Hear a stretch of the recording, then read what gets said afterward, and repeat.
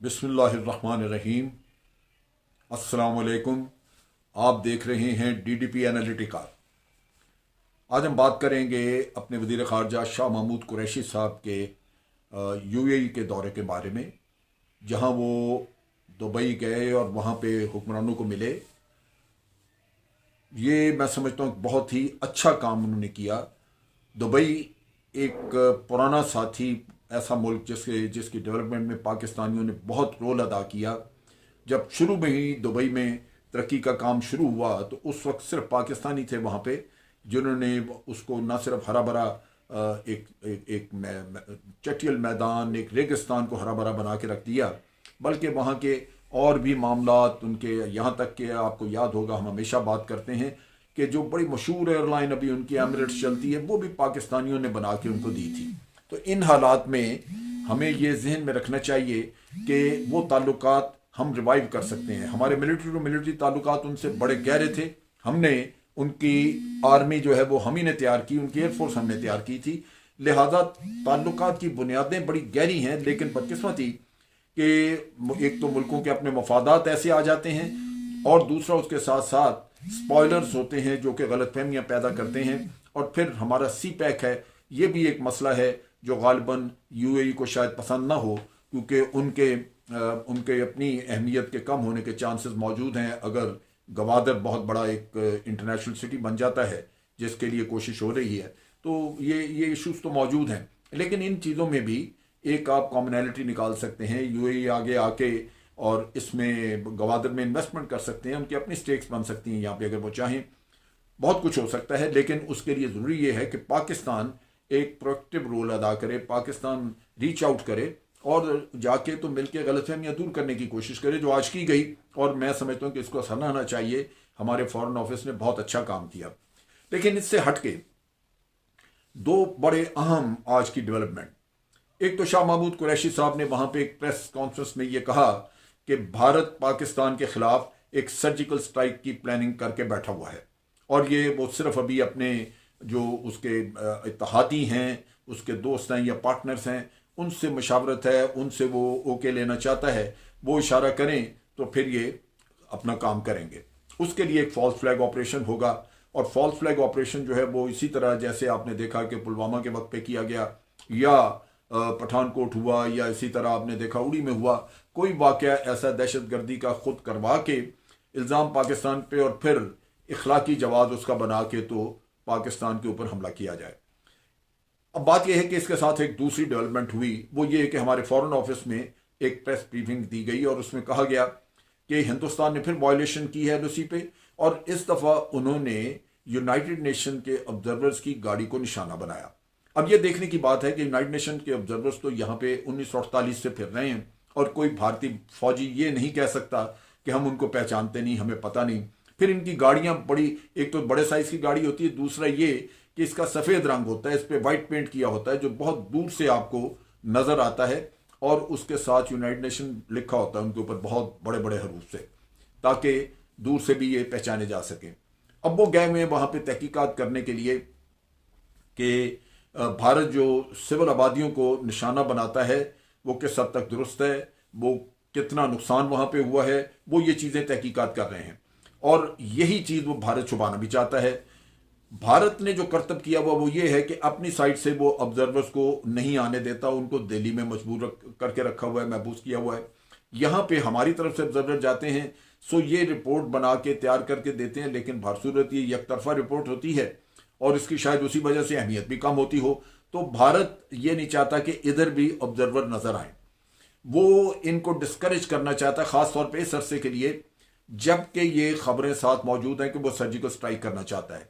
जब भी कोई ऐसा वाकया हो तो पाकिस्तान तो ना सिर्फ इन ऑब्जर्वर्स को खुली इजाज़त देता है कि वो जाके तहकीक करें, बल्कि हम तो मुख्तलिफ एम्बेसीज के नुमाइंदों को भी ले जाते हैं, उनके डिफेंस अटैचीज चले जाते हैं और हम कहते हैं कि जी आप जाके खुद हर चीज़ को देखें, छुपाने को कुछ नहीं है। छुपाने को अगर है तो वो झूठ है जो भारत का है, और भारत छुपाना चाहता है। भारत लिहाजा यूनाइटेड नेशन के ऑब्जर्वर्स को उधर आने नहीं देता, ताकि जो कुछ वो कहे दुनिया उसको वेरीफाई ना कर सके। तो ये इसको आप जोड़ लीजिए, दोनों चीज़ों को साथ रखिए कि भारत एलओसी के ऊपर कोई साजिश करना चाहता है और कोई ऐसा वाकया करना चाहता है जिससे कि वो ये अपने लोगों की तवज्जो हटा सके। अब ये तवज्जो हटा सके की बात शाह महमूद कुरैशी साहब ने भी की, और ये अगर वाक़या होता है और यूनाइटेड नेशन के ऑब्जर्वर डर के वहाँ नहीं जाते क्योंकि उनके ऊपर भी ये फायर करते हैं या उनके ऊपर गोलाबारी होती है, तो आप सोच लीजिए कि जो भारत दुनिया में नैरेटिव फैलाएगा उसकी प्रोपेगेंडा मशीनरी बड़ी फैली हुई है, बहुत मजबूत है, और वो दुनिया के सामने फिर लेके जाएगा। इस असना में आपने देखा कि यूरोपियन यूनियन में वहाँ पे वो डिसइंफो लैब वालों ने भी रिपोर्ट दी, भारत के झूठ धड़ाधड़ खुल रहे हैं, और ये पहले तो उनके अपने लोगों ने यकीन नहीं किया, लेकिन अब वहाँ पे सवाल उठने शुरू हो गए, क्योंकि इससे लाजमी बात है भारत जलील हो रहा है दुनिया में, क्योंकि अब हो सकता है यूनाइटेड नेशन या यूरोपियन यूनियन भी इसके बारे में अलहदा इंक्वायरी खोल दे कि ये उनकी डिसीजन मेकिंग को किस तरह इन्फ्लुएंस करते रहें, तो ये किस्सा उनके गले पड़ सकता है। लेकिन लोगों को वो नहीं चाहते कि लोग पूछें, और वो भारत यही चाहता है कि किसी न किसी तरह हम कोई ऐसा काम करें जिसमें कुछ क्रेडिबिलिटी नजर आए, क्योंकि जो पुरानी सर्जिकल स्ट्राइक की कहानी ये करते थे वो झूठ थी और वो झूठ खुल गए। अब मसला वहां पे ये है भारत में मोदी का कि मोदी आज उसके पल्ले कुछ नहीं है कि वो अपनी कौम को दिखा सके। मेरे नुक्ता निगाह के मुताबिक जो मैंने एनालिसिस किया है, अगर सबसे ज्यादा घटिया, कमजोर और नुकसानदेह भारत के लिए कोई वजीर आजम आ सका है तो वो ये मोदी है, जिसने कि उनका एक इत्तेहाद था पहले लोगों में, वो बर्बाद कर दिया। वो सेकुलर चेहरा इसने मसक कर दिया, आरएसएस की आइडियोलॉजी लेके आ गया। आज मुसलमान और सिख वहां पे बिल्कुल इनसे बेजार हैं और वो नहीं रहना चाहते इनका हिस्सा। नतीजा ये कि ये एक बहुत बड़ा मसला बन गया। इसने शरीयत का कानून बनाया लेकिन वापस नहीं लिया। ये किसानों के बारे में इसने ये कानून बना दिया, वापस नहीं लेना चाहता। किसान जो हैं वो रो रहे हैं, मुसलमान जो हैं उनको शरीयत के लाले पड़े हुए हैं। कश्मीर में आर्टिकल 370 को एब्रोगेट किया तो वो 370 को रिस्टोर नहीं कर रहा। नतीजा ये कि कश्मीरी भी इनके हाथ से निकले, वो भी रो रहे हैं। चाइना ने दुम पे पैर रखा, वो दुम से पांव उठा नहीं रहा, और मोदी साहब जो है वो उधर से खामोशी, वो जो गुफ्तोशनीद उधर हो रही है जिसमें ये मिन्नत समाजत कर रहे हैं चाइना की, और चाइना सुन नहीं रहा। ये नहीं चाहते कि उसकी पब्लिक में खबर आए, लिहाजा वो गुफ्तगू सारी जो है उसको सीक्रेट कर दिया गया। इसके इन झूठ में और इन खेलों में शामिल हैं इनके chief of army staff, chief of air staff, और उसके साथ इनका चीफ ऑफ डिफेंस स्टाफ भी शामिल है। लिहाजा जब ये एक बड़े पैमाने पर मिली भगत हो जाती है तो आवाम तक सच कैसे पहुंचे, वो नहीं पहुंचेगा। लेकिन पाकिस्तान अब दुनिया को बता रहा है, आपने डोजियर दिया, बहुत सारे झूठ खुलने शुरू हो गए, वो इन पे मुंह पे कालक। दूसरी तरफ ये डिसइंफो लैब वाले आ गए वहां से, तो ये अब छुपाना चाहेंगे और ये नहीं चाहेंगे कि किसी तरह यूनाइटेड नेशन के ऑब्जर्वर्स को भी ये खबर पहुंचे कि हमने एलओसी पे क्या किया है।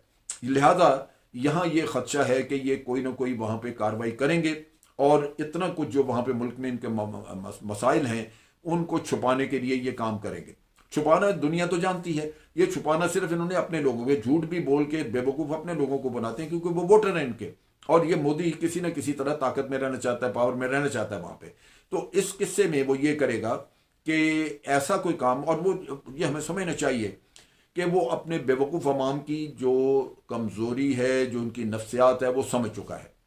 एक तो ये कि वो मोदी के झूठ पे आंखें बंद करके यकीन करते हैं। दूसरा वो ये समझ गया है कि मैं जितना जी चाहे मैं खराबी करूं, मुल्क को तबाह कर दूं, लेकिन अगर मैं अपने लोगों को, अपने हिंदू मेजॉरिटी जो उसके वोटर्स हैं, उनको मैं ये सुना दूं कि मैंने पाकिस्तान के खिलाफ ये किया और हमें कामयाबी हुई, जैसे झूठ बोल के आज दिन तक उसके लोग यकीन करते हैं कि भारत ने बालाकोट में जाके 350 लोग मार दिए हैं। अब ये हमें तो पता है यहाँ पे कि 3 दरख्त टूटे थे और एक कबा मरा था, इसके अलावा तो कोई नुकसान नहीं हुआ वहाँ। लिहाजा उनके लोग चूंकि यकीन करते हैं तो वो फिर मोदी को समझते हैं कि ये वाकई एक ऐसा आदमी है जो पाकिस्तान को सबक सिखा रहा है, लिहाजा वो इसके पीछे लग जाते हैं। अब ज़रूरत इस बात की है, और मुझे तवक्को है कि इस दफ़ा पाकिस्तान इनके झूठ को चलने नहीं देगा। हमने बर वक्त पूरी दुनिया को बताया, मैं समझता हूँ बहुत अच्छा किया। शाह महमूद कुरैशी ने ये बहुत अच्छा काम किया कि उन्होंने एक दूसरे मुल्क में जाके मुनासिब समझा कि वहाँ ये बात की जाए, क्योंकि अपने मुल्क में तो प्रेस कॉन्फ्रेंसेस करते हैं, उसकी वो पजीराई नहीं होती, लेकिन वहाँ पे इंटरनेशनल मीडिया उसको दुबई में ये काफ़ी इसको देगा, कवरेज देगा, जिसकी वजह से दुनिया को ये खबर पहुँचेगी कि पाकिस्तान के पास क्रेडिबल इंफॉर्मेशन है, हमें भारत के ज़राए का, उसके सारे जो भी करतूत उसके हैं हमें बिल्कुल इल्म है, और हम इसको बेनकाब करके रहेंगे। नतीजा ये कि इंटरनेशनल कम्युनिटी में उसके दोस्त जिनसे ये चाहता है कि वो इसको ओके करें, वो अमेरिका है, وہ برطانیہ، فرانس خاص طور پہ جو اس سے مال کما رہا ہے، جن ملکوں کے بھی مفادات آج ساتھ ملتے ہیں وہ ان کو راضی کر رہا ہوگا اور وہ راضی ہو جائیں گے اس کے مفاد کے لیے. لیکن جب پاکستان نے یہ بھید کھول دیا تو ان کے لیے بھی مشکل ہوگا اس کو سپورٹ کرنا، کیونکہ ان کو بھی اندازہ ہو گیا کہ پاکستان کو پتہ ہے اور یہ جھوٹ کھولنے میں دیر نہیں لگائیں گے. تو ان حالات میں سمجھتا ہوں پاکستان نے بھارت کو کارنر کر کے رکھ دیا.